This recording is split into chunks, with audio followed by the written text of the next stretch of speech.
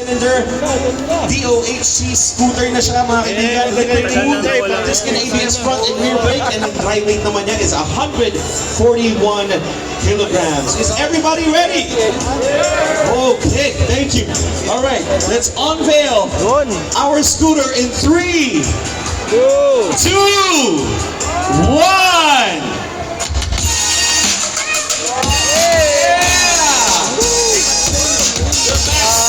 Team L, ladies and gentlemen.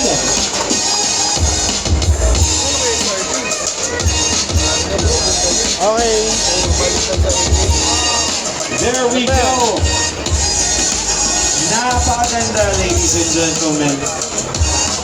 The Maxi Scoot, the next Maxi Scoot that you would like in your garage. Napakagandang addition yan sa inyong garahe, ladies and gentlemen.